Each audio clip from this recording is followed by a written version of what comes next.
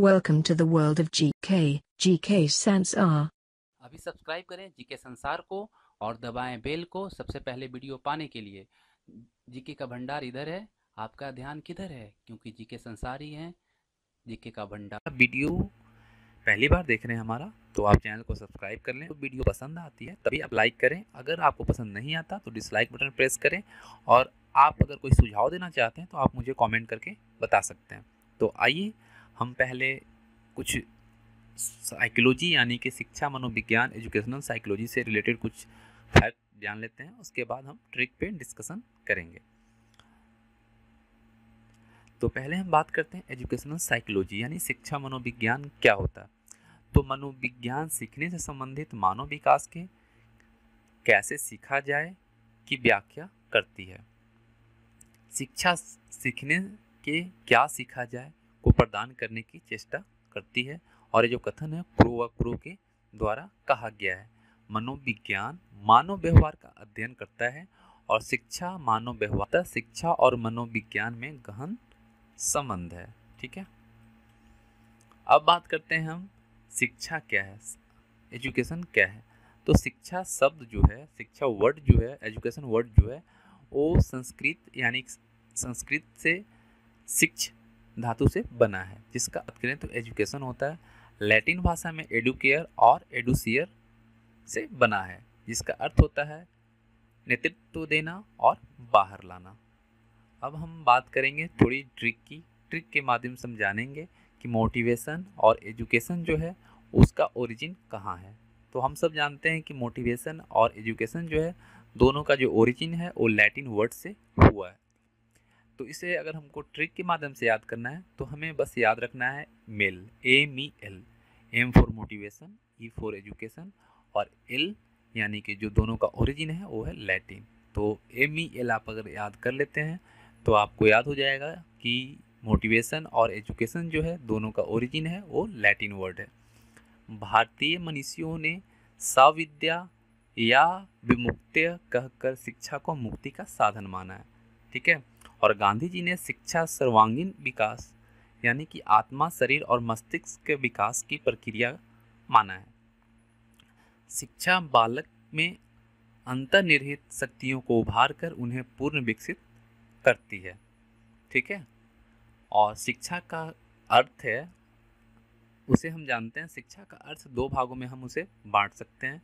एक संकुचित संदर्भ में जिसे प्राचीन दृष्टिकोण कहते हैं, और दूसरा व्यापक संदर्भ में जिसे हम नवीन दृष्टिकोण कहते हैं। तो संकुचित संदर्भ जो है उसमें क्या क्या हुआ वो जानते हैं। उसमें 19वीं सदी से उत्तरार्ध यानी कि 1879 तक औपचारिक शिक्षा यानी किताबी ज्ञान, शिक्षा विद्यालय तक सीमित और ज्ञानात्मक पक्ष पर बल और सैद्धांतिक पक्ष पर बल। ठीक है, वही बात अगर व्यापक संदर्भ में कहा जाए तो 1879 से अब तक अनौपचारिक शिक्षा, शिक्षा जीवन प्रयत्न और सर्वांगीण विकास पर बल और व्यवहारिक पक्ष पर बल दिया गया। ठीक है, अब बात करते हैं मनोविज्ञान क्या है, साइकोलॉजी क्या है।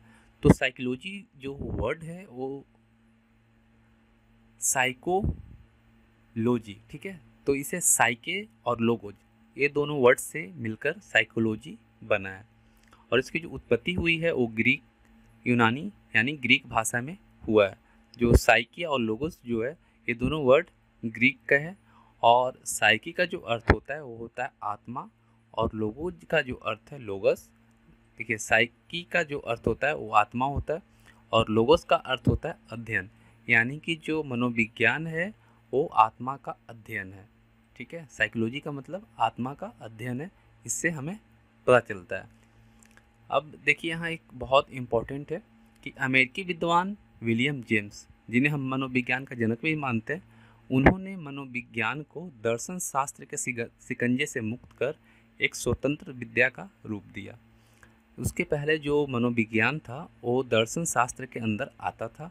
उन्होंने ही, विलियम जेम्स ने ही इसे दर्शन शास्त्र से बाहर निकालकर एक अलग पहचान दिलवाई। मनोविज्ञान की उत्पत्ति जो हुई है वो दर्शन शास्त्र के अंग के रूप में हुई है और कालांतर में मनोविज्ञान के अर्थ में परिवर्तन होता गया है, जो इस प्रकार है। तो आइए हम देखते हैं किस प्रकार मनोविज्ञान के अर्थ में परिवर्तन होता गया है। पहले हम बात करते हैं आत्मा का विज्ञान। ये जो कहा गया है वो अरस्तु ने कहा, प्लेटो ने कहा, अरिस्टोटल ने कहा और डेकार्टे ने भी इसे माना, और आदि भी, मतलब इसके आगे भी जितने यूनानी दार्शनिक थे उन्होंने मनोविज्ञान को आत्मा का विज्ञान माना। किंतु आत्मा की प्रकृति की अस्पष्टता के कारण 16वीं शताब्दी के मनोविज्ञान का यह अर्थ अस्वीकृत कर दिया गया।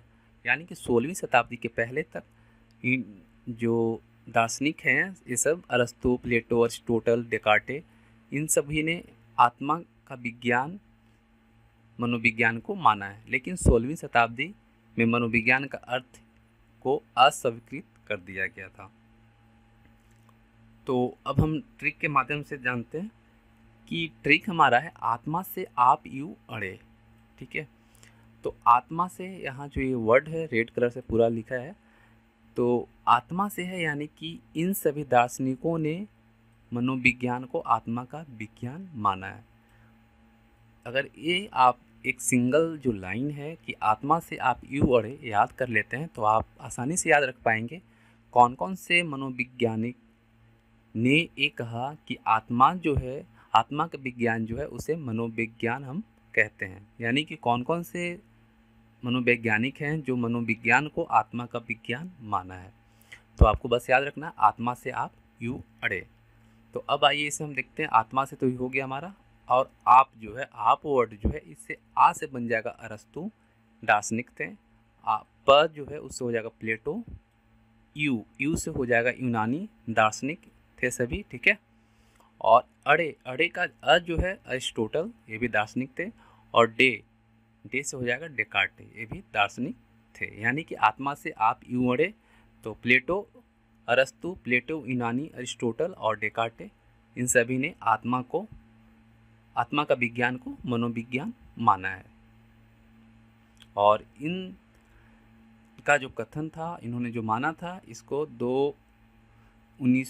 16वीं शताब्दी में इसे अस्वीकृत कर दिया गया। अब दूसरी पॉइंट जो है वो है मस्तिष्क का विज्ञान। तो 17वीं शताब्दी, यानी कि 16वीं शताब्दी तक तो हम जानते थे कि मनोविज्ञान जो है वो आत्मा का विज्ञान है, लेकिन 17वीं शताब्दी में दार्शनिकों ने मनोविज्ञान को मन या मस्तिष्क का विज्ञान कहा।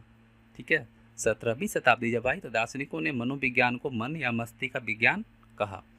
इनमें इटली के प्रसिद्ध दार्शनिक पंपोनोजी के अलावा लॉक और बर्कली भी प्रमुख हैं। ठीक है, पंपोनोजी के अलावा लॉक और बर्कली ने कहा कि मनोविज्ञान मन या मस्तिष्क का विज्ञान है। कोई भी विद्वान मन की प्रकृति तथा स्वरूप का निर्धारण नहीं कर सका, अतः यह परिभाषा भी मान्यता नहीं पा सकी। तो कोई जो इन सब जो मनोवैज्ञानिक थे, इन्होंने इसे प्रूव नहीं कर पाया, इस वजह से यह परिभाषा की मान्यता नहीं मिली। तो आइए इसे हम जानते हैं ट्रिक के माध्यम से हम कैसे याद रखेंगे। तो इसे ट्रिक याद करने की सबसे आसान है, पलक की बाई मस्ती में। तो प जो है इससे हो जाएगा पंपोनोजी, ये भी दार्शनिक थे। लक से हो जाएगा लॉक। की जो हमारा है ये साइलेंट होगा। ठीक है, जितने भी काले अक्षर से लिखे हैं वो काले अक्षर हैं, वो साइलेंट होगा, उसका कोई अर्थ नहीं होगा। और बा से हो जाएगा बर्कली। ई से हो जाएगा, यह इटली के प्रसिद्ध दार्शनिक थे, इटली। ठीक है, और मस्ती से हो जाएगा, इन सभी दार्शनिकों ने मनोविज्ञान को मस्तिष्क का विज्ञान माना, और में जो है वो साइलेंट होगा। यानी कि पलक की बाई मस्ती में याद रखना है। आपको याद हो जाएगा कि पंपोनोजी, लॉक, बर्कली और जितने भी प्रमुख वैज्ञानिक थे उन्होंने माना कि मनोविज्ञान जो है वो मस्तिष्क का विज्ञान है, लेकिन उन्होंने इसे प्रूव नहीं कर पाया और इनकी जो परिभाषा है उसे मान्यता नहीं मिली। अब तीसरा पॉइंट आता है, थर्ड पॉइंट आता है चेतना का विज्ञान। तो 19वीं शताब्दी के मनोविज्ञानिकों ने, जैसे विलियम्स बूंट, विलियम जेम्स वाइस और जेम्स सली आदि ने मनोविज्ञान को चेतना का विज्ञान माना। ठीक है, कब? 19वीं शताब्दी में। कौन कौन? विलियम्स बूंट, विलियम जेम्स, वाइब्स और जेम्स सली आदि ने मनोविज्ञान को चेतना का विज्ञान माना। इनका मानना था कि मनोविज्ञान मनुष्य की चेतन क्रियाओं का अध्ययन करता है। ठीक है, मनोविज्ञान केवल चेतन मन का ही नहीं बल्कि अचेतन और अवचेतन आदि प्रक्रियाओं का अध्ययन भी करता है। मनोविज्ञान का यह अर्थ सीमित होने के कारण सर्वमान्य न हो सका। मैकडूगल ने अपनी पुस्तक आउटलाइन साइकोलॉजी में चेतना शब्द की कड़ी आलोचना की है। और देखिए इसे हम ट्रिक से कैसे याद रखेंगे। चेतना को विलियम ने सजवाई, चेतना को विलियम ने सजवाई। तो चेतना जो वर्ड है ये देखिए चेतना से हमारा हो जाएगा। इन सभी दार्शनिकों ने मनोविज्ञान को चेतना का विज्ञान माना है। और जो ब्लैक वर्ड हैं, जितने भी काले अक्षर हैं, वो यहाँ पे मीनिंगलेस हैं, उनकी कोई मीनिंग नहीं है, यानी को जो है वो साइलेंट है। अब बात करते हैं विलियम। विलियम से हो जाएगा विलियम वुंट, और ने तो हमारा साइलेंट होगा, और सजवाई का स जो है इससे हो जाएगा सली अर्थात जेम्स सली, ये भी दार्शनिक थे। ज से हो जाएगा जेम्स अर्थात विलियम जेम्स, और वाई से हो जाएगा वाइब्स। इन सभी ने चेतना को मनोविज्ञान के रूप में कहा। ठीक है, मनोविज्ञान जो है वो चेतना का विज्ञान है, इन सभी वैज्ञानिकों ने कहा। ठीक है, और याद रखने के लिए आपको सिंपल सा ट्रिक है, चेतना को विलियम ने सजवाई। ठीक है, अब बात करते हैं व्यवहार का विज्ञान। तो जब 20वीं शताब्दी के प्रारंभिक दौर में मनोविज्ञान के अनेक अर्थ सुझाए गए, इनमें से मनोविज्ञान व्यवहार का विज्ञान है अर्थ सर्वाधिक मान्य रहा। जब 20वीं शताब्दी आई तो इसके लिए बहुत से परिभाषित किए गए, बहुत से वैज्ञानिक ने परिभाषा दिया। तो उसमें किसी ने दिया मनोविज्ञान व्यवहार का विज्ञान है। तो हम बताएंगे किसने दिया।